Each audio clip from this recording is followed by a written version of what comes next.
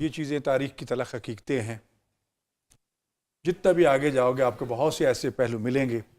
مورخین نے جو کچھ لکھا کیا نہیں لکھا، حکومتوں کے اثرات ہر دور میں رہے. سوال اس وقت یہ ہے کہ آج ہمارے پاس اس کا حل کیا ہے. آج دنیا تحقیق کی پتنی کتنی سیڑھیاں طے کر چکی ہے، عروج پہ پہنچ چکی ہے. میں دو مثالیں عرض کرنا چاہتا ہوں اپنے ذاتی حوالے سے.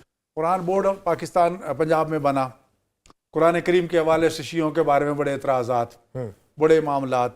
میں نے پورے قرآن بورڈ کو لیا ساتھ اور چلا گیا مشہد مقدس کہ یہ جناب سارے اہل سنت تھے، میں ایک شیعہ تھا.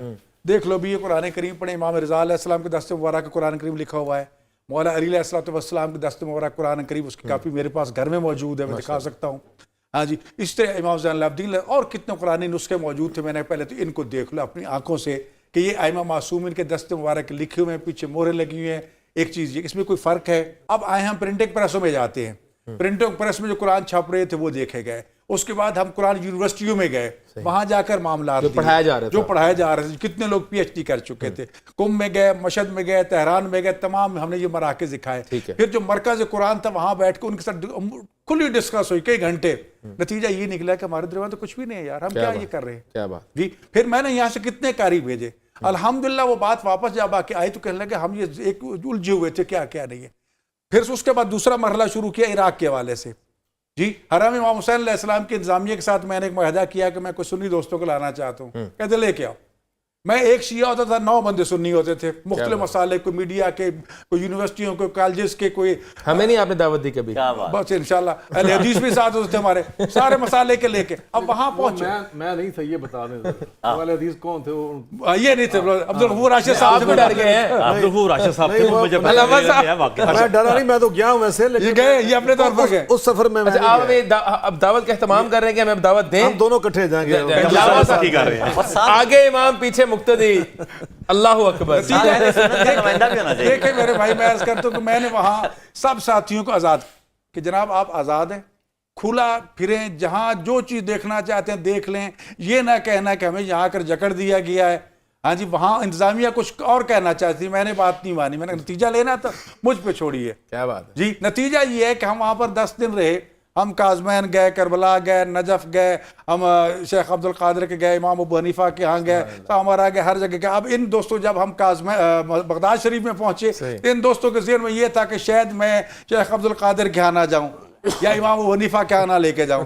میں وہاں جب پہنچا تو میں نے کہا لو اب میری زبان بند ہے، میں نہیں بولوں گا. جس وقت آپ کا دل کرے یہاں سے چلنا.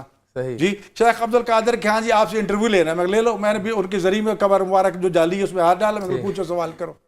جی میں نے جب بتایا کہ وہ جو 11ویں شریف مناتے ہیں اس کا مقصد کیا ہے، کبھی سوچا ہے؟ اصل سوچ یہ تھی کہ امام حسین علیہ السلام کربلا میں پیاسے رہے اور آپ کے بیٹے 6 ماہ کے شیر خوار تھے جن کی ماں کا دودھ بھی خشک ہو گیا تھا، پانی بھی نہیں تھا. اس شیر خوار کی یاد میں ہر 11 محرم کو 11 تاریخ کو دودھ تقسیم کرواتے ہیں تاکہ اس پیاس کو بھی یاد کر لو. امام ابو حنیفہ علیہ الرحمہ کے ہاں پہنچے تو میں ان کی قبر کے ساتھ جڑ کے بیٹھ گیا، بالکل ٹیک لگا کے. یہ ہے نا. اور جو کہ امام ابو حنیفہ کہہ رہے ہیں میں نے ان کو بتایا تو سارے وہاں کے جو حضرات تھے وہ بھی پریشان ہو گئے، یہ کیا نہیں ہے.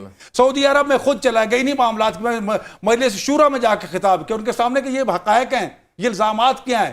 مسئلہ تعریف پہ ہے. میں نے کہا تعریف کی روایات دیکھو تو ساری کتب حدیث بھری پڑی ہیں، لیکن آج تحقیق کا دور، نتیجہ کیا ہے؟ مجھ سے پوچھو اتنی روایات کے باوجود میں تعریف کا قائل نہیں ہوں. جو جان بوجھ کے تعریف کا قائل ہے وہ کافر ہے.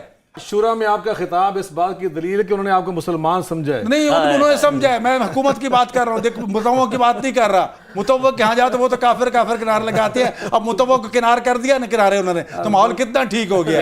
ایسی بات نہیں ہے. بات یہ ہے کہ لہٰذا میرے کہنے کا مقصد یہ تھا. دیکھو میرے بھائی یہاں جو نتیجہ دینا چاہتا ہوں، میں نے سعودیوں کو بھی کہا کہ آئے میرے پاس آئے، میں آیا ہوں اسی یونیفارم میں آیا ہوں نا. مجھ سے شاید میری قوم پوچھے کہ میں نے جواب دینا، اور میرے پاس میرے دروازے کھلے ہیں. منہاج الحسین میں کئی دفعہ دوست آتے ہیں کہتے اگر جماعت سے نماز پڑھنی ہے تو یہ وگرنہ یہ مسلح میں نے بچھا دی، خود جماعت کرا لو. کیا بات جی آپ کی آزادی کوئی یہاں کوئی نہیں پوچھے گا. کئی مرتبہ جنازہ پڑھنا آج بسم اللہ دروازے کھلے ہیں. غیر مسلم تو چلو مسلمانوں کے لیے. بات یہ کہ ہمیں اس رواداری کی طرف آگے بڑھنا چاہیے، عملی قدم اٹھانا چاہیے، صرف باتوں تک نہیں رہنا چاہیے. نتیجہ یہ ہے کہ ان دوروں کا نتیجہ یہ نکلا کہ میڈیا نے بھی ان کو ہائی لائٹ کیا، ٹی وی چینلوں پہ چلے، اخبارات میں چھپے. بہت سے لوگ جو ہیں وہ ڈرتے تھے عراق جاتے ہوئے. اب کتنے سنی کارواں جا رہے ہیں.